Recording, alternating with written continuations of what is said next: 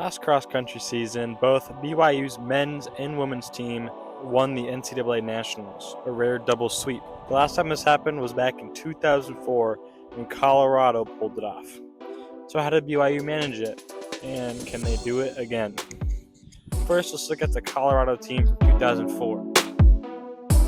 Last time this happened was in 2004, over 20 years ago. But what helped Colorado win? How does it apply to BYU? To start off, let's look at the coach, Mark Wetmore. Colorado's 2004 sweep came under Mark Wetmore, one of the greatest coaches in NCAA history. He's been at Colorado since 1995, and his resume is insane. 8 national titles, 139 All-Americans, and multiple Coach of the Year honors. In 2004, Colorado's men's team won with 90 points, led by Brett Vaughn, who got 4th, and Brett Schulmeister, who got 5th. 5 runners earned All-American honors. The women's team were even more dominant, scoring 63 points and beating second-place Duke by 81 points. Renee Mativer placed second individually. So now moving to the BYU. BYU's coaching setup is a little different. On the women's side, Jeet Taylor has led the team to 2 national titles and coached 19 All-Americans. On the men's side, Ed Eyestone has 2 team titles and coached individual champions as well. Safe to say, just like Colorado, they've got elite coaches. But enough stats, let's rewind to 2024 season and see how BYU actually pulled this off on race day. So for the women's race, as they lined up to get underway for the 6K, all eyes were on the BYU team as they were looking the quickest coming into the race. As they raced down the start stretch, the BYU team kind of got swallowed into the pack and had to just go along for the ride as the massive runners continued down the course. As they got to the 1K mark, Carmen Alder was leading the team with Alexi Holiday Lowry right with her. The rest of the team was periodically behind them. For the team standings, BYU was second, 7 points behind NAU. But this early into the race, it was really hard to get a good understanding of what team is looking good, as they're all so packed together. Into the 2K, NIU stayed on top, New Mexico moved into the second, and BYU dropped to 3rd in the team standings. The top BYU girls were hovering around the 40th place mark. 3K in, the BYU team moved back into second. Halfway through, and BYU was starting to make a push as they dropped 29 points off their score, but was still behind NIU. Lexi Holdaway Lowry had moved into 20th at this point, moving up 21 positions. 4K into this race, Lexi was still moving up. BYU was stuck in second. Many were starting to wonder, did they have enough time to get into the top spot over NAU? At 5K, with only 1K left, BYU made their decisive move. They've dropped 17 points off their score. Lexi and the team continued to move up, and they are now 28 points ahead of West Virginia in second. BYU was most likely out of the individual championship contention, but was completely in team contention. As the race finished up, Lexi stayed in 14th, Riley Chamberlain moved up to 31st, Carmen Elder in 39th, Taylor Roskansky in 43rd, and Carly Hansen was able to squeeze out a top 65 as she gained 6 positions the last K. Overall, the women's team was able to drop 2 points to 147 points in total team score, 17 points ahead of West Virginia, and now was able to celebrate their victory and just hope the men can replicate their success.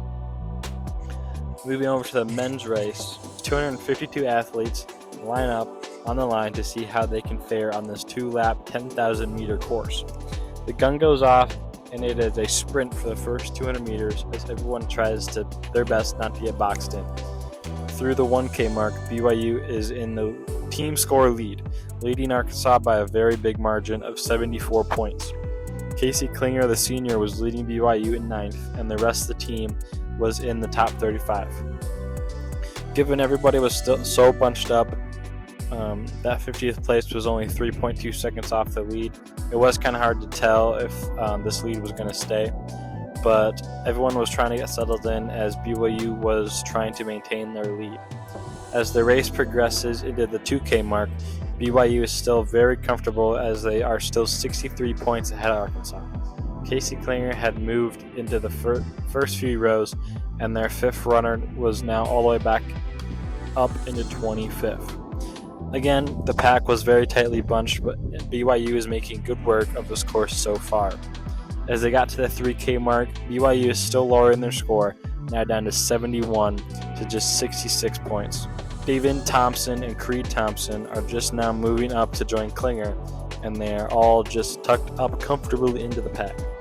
Arkansas was really starting to move up though, as they dropped 25 points off their team score and were looking hungry for that team title. As Kiprock and Diego were staying in the top 10, and Yassine Abdallah had moved up 37 positions and was in the top 20. As they moved into 4K, Casey Klinger and Lucas Bonds decided that they is probably about good. 50th, and then they have three guys over 150th at 3K. So I don't know if this is genius level tactics from Dave Smith, where they're going to move up a ton in the last half, or if we're just not seeing a great day from them. I mean, the one thing we should say, different than the women's race, this is 10K. You can move up a ton. If you're in 100th place at 5K, they both moved up to the front and just started cruising. Dropped their score yet again, and were now down to 47 points, and Arkansas was starting to get stagnant as they were around the 115 point mark. Halfway through and through 5K, BYU finally got a little reality check as they gained 39 points. The pack was finally starting to spread out, and Arkansas was in striking distance of BYU. Into 6K, it was starting to look good for BYU though. They kept their score the same. Arkansas was still in second but was gaining points. Klinger was back in the front of the pack, and the rest of the team was not very far behind and could really make a push through the last 4K. The big powerhouses of NAU were nowhere to be found, and last year's winners Oklahoma had their back half of the team crumbling, as BYU's 6th and 7th runners were even having good races. 7K in, and it was still looking good. Klinger was still leading. They did lose a few positions, but so did Arkansas. Iowa State was making a push, but they were still over 50 points away, and Klinger was possibly even looking at an individual title. AK3 was more of the same. Klinger cruising in the lead, BYU staying in the 90-point range, and life was looking good. Iowa State was still creeping up, but still not nearly fast enough for BYU to feel the pressure. Only 2 more K to go. 9K, Klinger got dropped. Blanks broke him along with 5 other runners. Klinger was still hanging on to the end of the lead pack though. Iowa State was still climbing. People were wondering, did BYU go too fast? Was Iowa State deep in the strategy game and played BYU like a book? BYU still had a sizable lead, but they were all starting to slip. But as Klinger crossed the line, all they could do was watch the team score and hope that the back half of the team was able to keep them in the lead. Iowa State really rallied and was looking close to BYU. But as they continued to trickle in, it was cemented that BYU is able to hold off the rest of the field and get 13 points and get a 13-point win. The BYU's men's team was able to go out strong and hold everybody off. So how did BYU do it? Great coaching, deep talent, smart race tactics, and maybe a season where no one else fully stepped up. Well, that's just my take. Let me know in the comments what you think led BYU's historic sweep. And I'll see you guys next time.